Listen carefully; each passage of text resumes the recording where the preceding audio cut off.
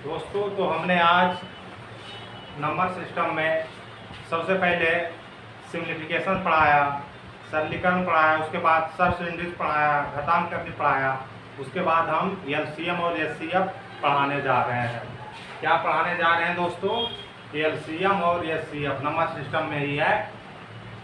हमने 70 question simplification का हल किया और 65 क्वेश्चन ले सबसेंडिज का हल किया है। हमने सरलीकरण का 70 क्वेश्चन और 65 क्वेश्चन घटान करने का हल किया है दोस्तों। और तीसरा चैप्टर नंबर सिस्टम में क्या क्या एलसीएम और एचसीएम लघुत्तम समवर्तक और महत्तम समवर्तक, यही मतलब चैप्टर स्टार्ट करने जा रहे हैं। तो हम बोले हैं दोस्तों, जितना सिलेबस लिखा है सारा पूरा सिलेबस पढ़ा देंगे। सिर्फ मेरे साथ जुड़े रहिए। इस चैनल को लाइक कीजिए, सब्सक्राइब कीजिए और शेयर कीजिए। बेल आइकन घंटी को दबाइए कि जो भी वीडियो हम अपलोड करें आपके पास पहुंच जाए और आप इसको देखकर फायदा उठा सकें। इसलिए देखिए, नेक्स्ट क्वेश्चन हमने लिख दिया है बोर्ड पे महत्तम लघुत्तम समवर्तक या महत्तम समवर्तक का एलसीएम एचसीएफ का क्या है क्वेश्चन देखिए है 20, 40 तथा 120 का कह रहा है महत्तम समवर्तक क्या है। इससे इतना का महत्तम समवर्तक क्या है तो हमने बच्चा में सीखा था।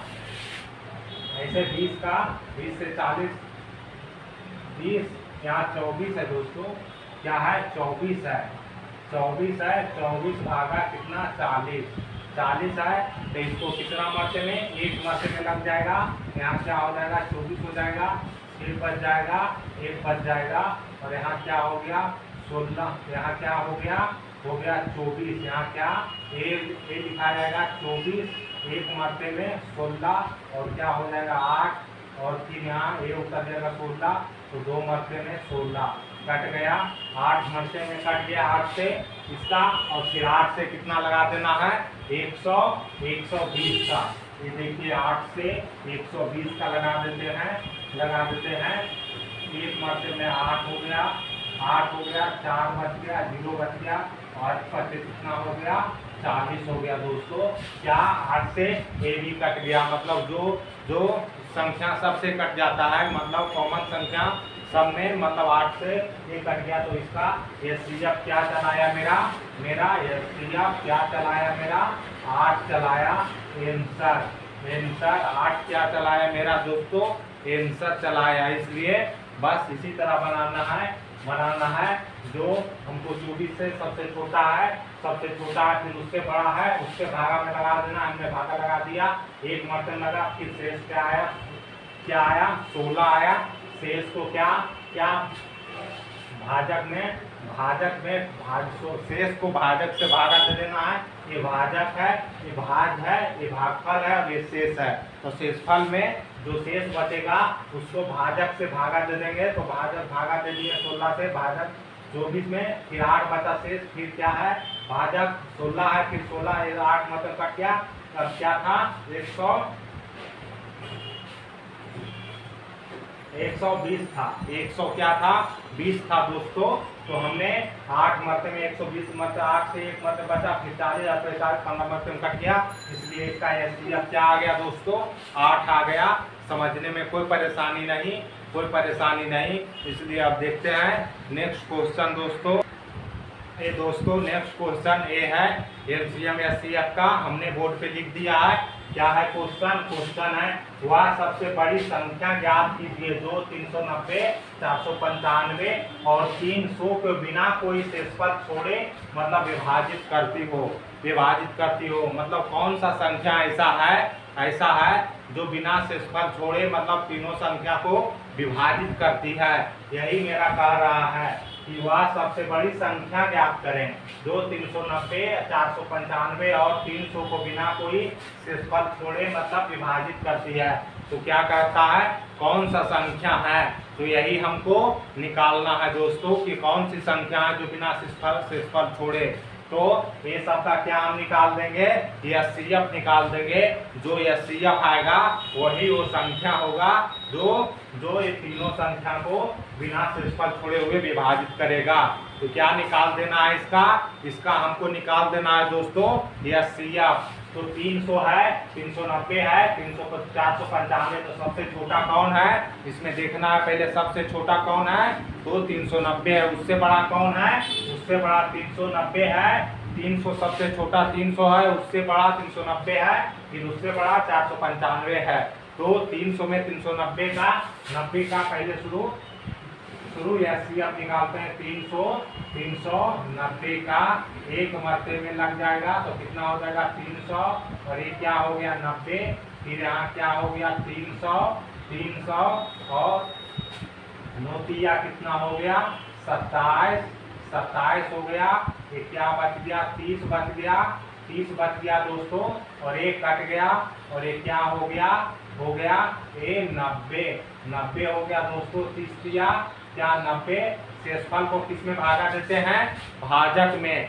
शेषफल जो बचता है उसी को भाजक में दे देते हैं, भाजक से भागा दे देते हैं। तो मतलब एचसीएफ का यही रूल है कि शेषफल जो बचेगा उसको भाजक में दे देना है। अगर जो शेषफल कुछ नहीं बचेगा वही उसका एचसीएफ हो जाएगा, वही उसका मासा हो जाएगा दोस्तों। तो यहाँ क्या आ गया 30 बच गया, और कितना है अब 495 है। ये संख्या क्या है 495, तो 30 में से 495 का भागा दे देंगे तो एक मरते में 30 हो गया, 9 हो गया, 1 हो गया और 5 हो गया 6 मरते क्या हो जाएगा 18, 180, क्या बच गया 15 हो गया।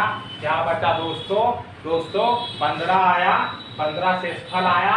शेषफल को भागा दे देना है भाजक में। भाजक क्या है 30 है दोस्तों, तो यहाँ से देखिए भाजक क्या में 30 से भागा दे दिए दोस्तों, तो 15 दूनी क्या हो गया दोस्तों 30 हो गया, और एक कट गया। मेरा मासा क्या आ गया, एचसीएफ क्या आ गया दोस्तों, एचसीएफ बराबर क्या आ गया, एचसीएफ बराबर मेरा आ गया 15। क्या आ गया दोस्तों 15। एचसीएफ बराबर क्या आ गया दोस्तों 15 आ गया। यही मेरा आंसर हो गया। कहा था वह सबसे बड़ी संख्या ज्ञात कीजिए जो 390, 495 और 300 को बिना कोई शेषफल छोड़े विभाजित करती है। तो यही 15 वो संख्या है जो बिना शेषफल छोड़े हुए तो तीनों संख्या को विभाजित कर जाएगा।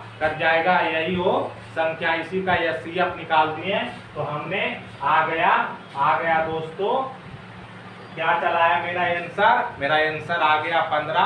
अब इतना से भागा आप देख लीजिएगा तीनों संख्या में, तीनों संख्या क्या हो जाएगा विभाजित हो जाएगा दोस्तों, और कोई भी शेषफल कुछ नहीं बचेगा और पूरी कट जाएगा। यही वो संख्या है क्या है 15। इसलिए आप देखते हैं नेक्स्ट क्वेश्चन। ये देखिए दोस्तों बहुत अच्छा सा क्वेश्चन है, एसएससी में पूछा हुआ क्वेश्चन पूछा हुआ है जो हम बता रहे हैं दोस्तों।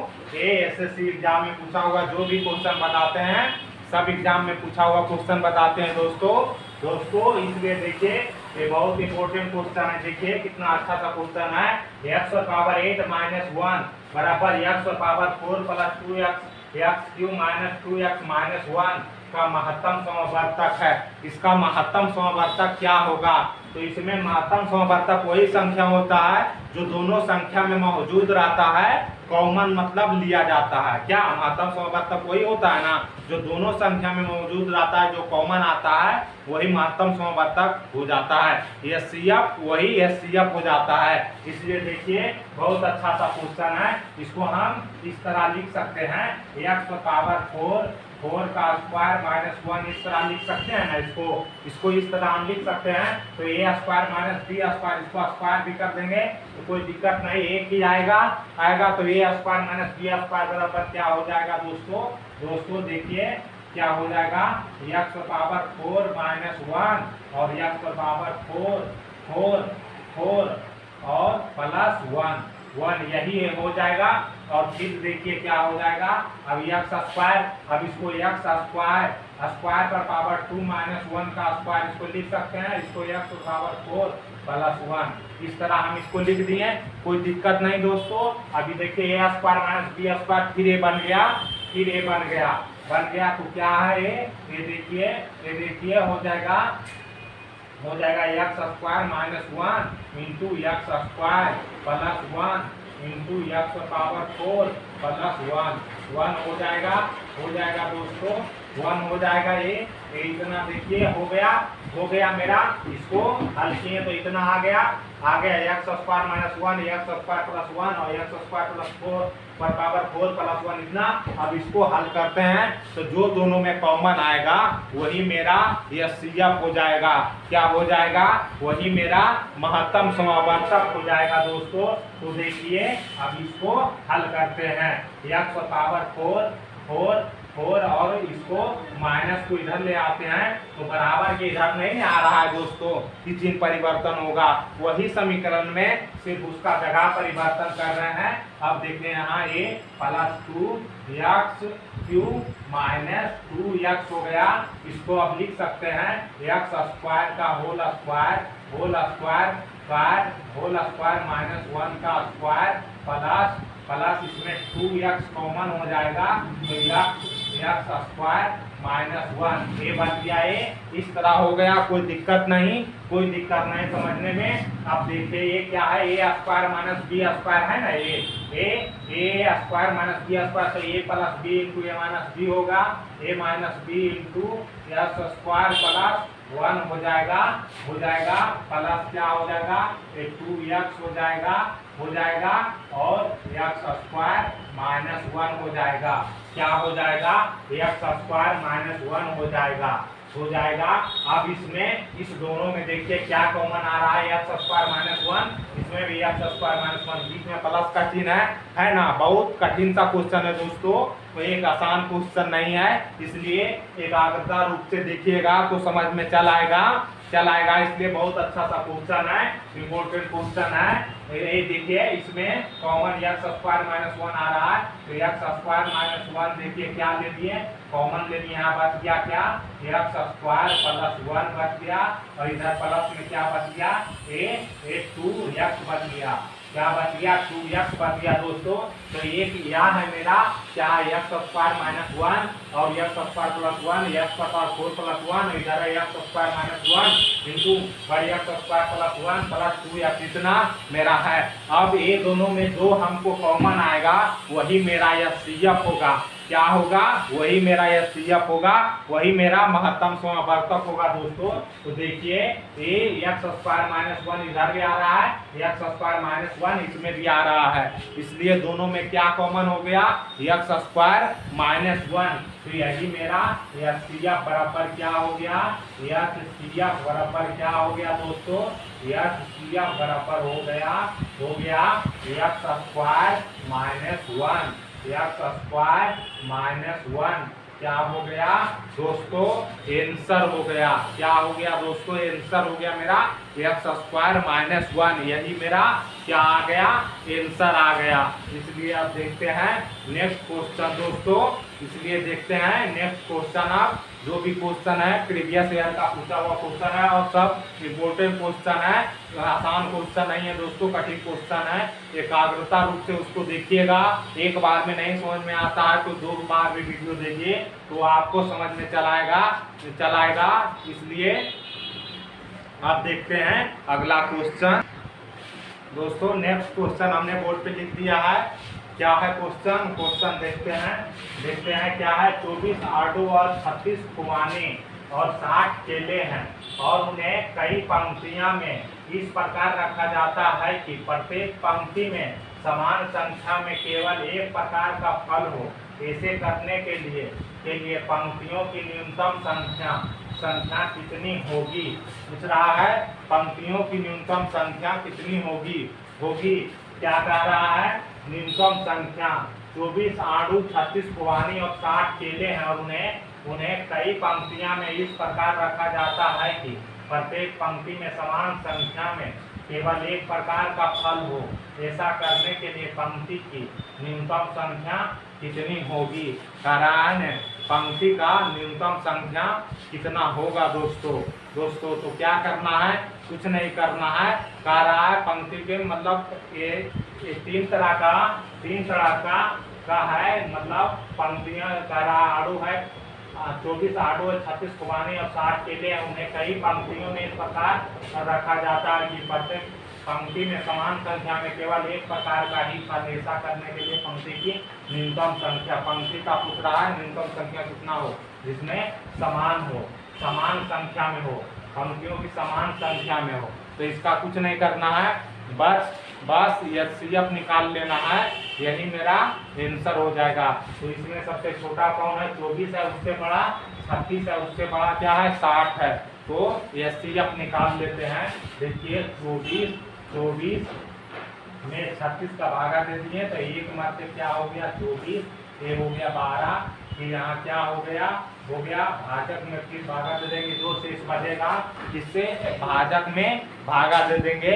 क्या करेंगे, भाजक में भागा दे दिए तो देखिए 12 दूनी क्या हो गया 24 हो गया, ये दोनों क्या हुआ कट गया, दोनों क्या हुआ दोस्तों कट गया, दोनों कट गया। अब देखिए क्या है 60 है और जो है 24 है, 24 से ही कट गया, ये पूरा नहीं 12 से कटा है ना, 12 से तो 12 भागा 60 दे देंगे।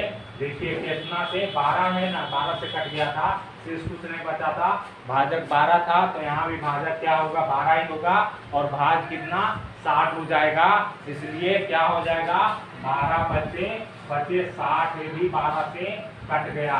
तो मेरा एचसीएफ क्या आया दोस्तों 12 आया, यही न्यूनतम है।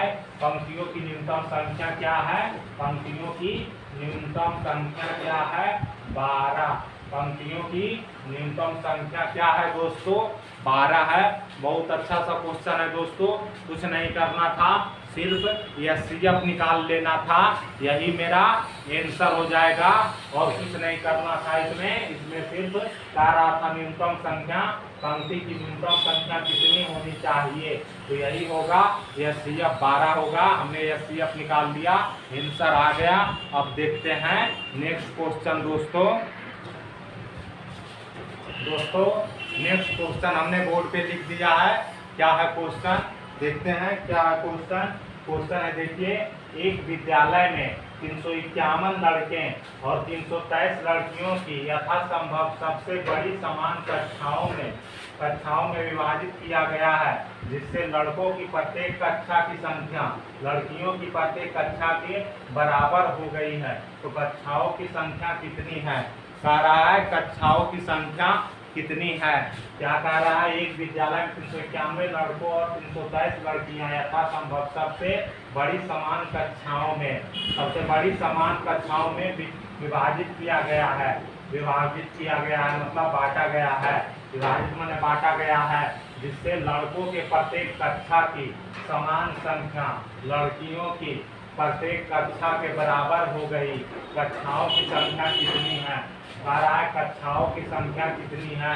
तो क्या कुछ नहीं करना है, दो लड़कों और लड़कियों को एक बड़ी कक्षाओं में विभाजित किया है, तो उसमें कह रहा है कक्षाओं की संख्या कितनी है। तो होना चाहिए जिसमें प्रत्येक कक्षा में संख्या लड़कियों और प्रत्येक के बराबर है। लड़कों और लड़कियों की संख्या क्या है प्रत्येक कक्षा में बराबर हो गई है। तो कक्षाओं की संख्या क्या है, तो कुछ नहीं करना है, इसका बस दोस्तों एचसीएफ निकाल लेना है, कुछ नहीं तो कक्षाओं की संख्या आ जाएगा। क्या करना है, एचसीएफ निकाल लेना है, तो कक्षाओं की संख्या आ जाएगा। 391 है और 323 है, तो देखना है इसमें कितना छोटा कौन है 323 है और बड़ा कौन है 391 है। तो भागा दे देते हैं, 323 भागा 391, एक मरते में 323, 11 में से 3 गया तो 8, 8 में से 2 गया तो 6 कट गया और एक क्या है 323 है दोस्तों। 6 बजे 30, 8 बजे 40 हो जाता है जहाँ पे, इसका मतलब 4 मत लगेगा, 6 8 32, 6 24 और 3 27, 1 और 1 क्या है 12 में से 7 गया तो 5, 1 कट गया, 51 में से 68, तो एक मरते में 51 हो गया दोस्तों, ये 7 हो गया और एक 1 हो गया, फिर कितना 51। जो शेष बचता है उसी को हम भाजक से भागा दे देते हैं दोस्तों। यही महत्तम समवर्तक निकालने का नियम है। जो शेष बचता है उसको किससे भागा दे देना है, शेष को भाजक से भागा दे देना है। देखिए 17 कितना हो गया 51, ये कट गया मेरा HCF क्या आ गया दोस्तों 17 आ गया। यही है कक्षाओं की संख्या। कक्षाओं की संख्या क्या है दोस्तों, यही 17 है। देखिए जो 323 छोटा था 391 बड़ा था, तो हमने भाजक है, ये भाज्य है, ये भागफल, और से जो शेष बचता है उसी को भाजक से भागा देते हैं। तो भाजक कितना था 323 था, 68 में 323 का भागा दे दिए तो क्या आया 51, शेष आया। फिर 51 को 68 से भागा दे दिए तो 17 आया। फिर 17 से शेष पर कुछ नहीं बच रहा है, मतलब पूरा पूरी ही कट रहा है, इसलिए मेरा क्या आंसर आ गया 17। HCF क्या आया, HCF बराबर कितना आ गया 17। मेरा क्या आ गया दोस्तों आंसर, क्या आ गया दोस्तों 17 आ गया आंसर। इसलिए आज का क्लास इतना ही रहेगा। हम मिलेंगे अगले क्लास में अगले क्वेश्चन लेकर। हमने LCM HCF भी स्टार्ट कर दिए हैं। जो भी क्वेश्चन है बहुत इंपॉर्टेंट क्वेश्चन है दोस्तों, बहुत अच्छा सा क्वेश्चन है।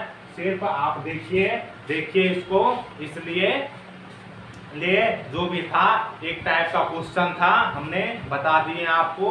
HCF निकालना था, HCF हमने निकाल दिया सबका, और आंसर आ गया मेरा कक्षाओं की संख्या आ गया, यही मेरा 17 आंसर है। इसलिए अब अगले क्लास में आएंगे अगले क्वेश्चन लेकर इसलिए इस चैनल को लाइक सब्सक्राइब शेयर जरूर करें। मैथमेटिक्स लोकेश कंपटीशन सेंटर में लोकेश सर के द्वारा फ्री मैथ पढ़ाया जाता है दोस्तों। इसलिए इस चैनल को लाइक सब्सक्राइब शेयर जरूर करें दोस्तों।